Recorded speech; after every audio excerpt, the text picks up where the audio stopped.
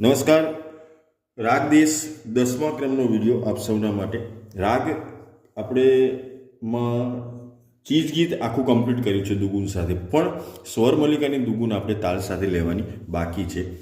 એટલા માટે બાકી છે કે વચ્ચે આપણે દુગુન તિગુન ને ચોગુન મેં તમને લખતા શીખવાડી દીધી. જેમને ક્લાસિકલમાં આગળ જવું છે એમના માટે જરૂરી છે. ભવિષ્યમાં એમને ક્લાસિકલ કોઈને શીખવાડવું છે, ક્લાસીસ સ્ટાર્ટ કરવા છે, એઝ અ મ્યુઝિક ટીચર કારકિર્દીમાં જવું છે, તો તમારે આ વસ્તુની જરૂર છે. જેમને ઘરે આનંદ કરવા માટે, મોજ કરવા માટે શીખે છે, સ્વરજ્ઞાન પ્રાપ્ત કરવું છે, એમને આમાં લોડ લેવાની જરૂર નથી, ટેન્શન લેવાની જરૂર નથી. ન આવડે તો કોઈ વાંધો નહીં, આપણે આપણા પૂરતું તૈયાર કરવાની જરૂર છે. આટલું ખાસ ધ્યાનમાં રાખજો.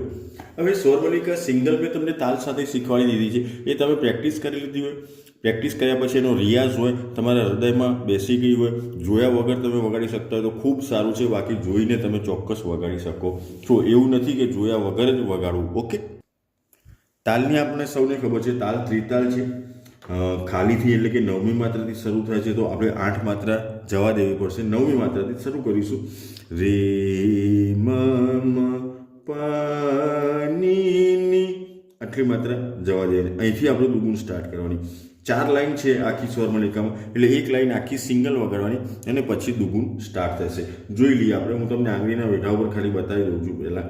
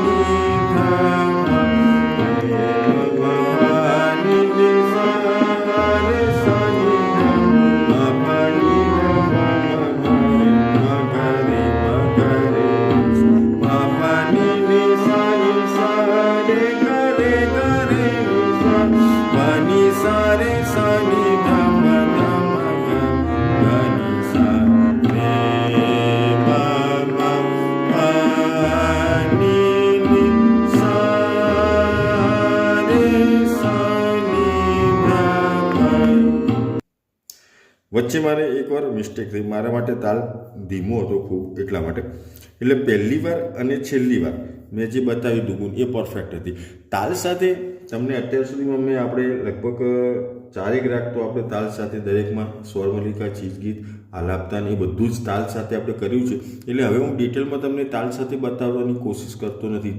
ડાયરેક્ટ તમને વગાડીને બતાવી દઉં છું કે આપણે કેવી રીતે સ્ટાર્ટ કરવાની છે, એનું ફિંગરિંગ કેવી રીતે સેટ કરવાનું છે. આટલું ખાસ ધ્યાનમાં રાખીને રિયાઝ કરજો, પ્રેક્ટિસ કરજો. તમારો કોઈ પ્રશ્ન હોય તો તમે મને ચોક્કસ ગમે ત્યારે ફોન કરી શકો છો. ઘણા મિત્રો કોર્સના જોડાયેલા જે છે એવું પૂછે છે કે સર ક્યારે ફોન કરી શકીએ. તમારી માટે ગમે ત્યારે હું ફ્રી છું.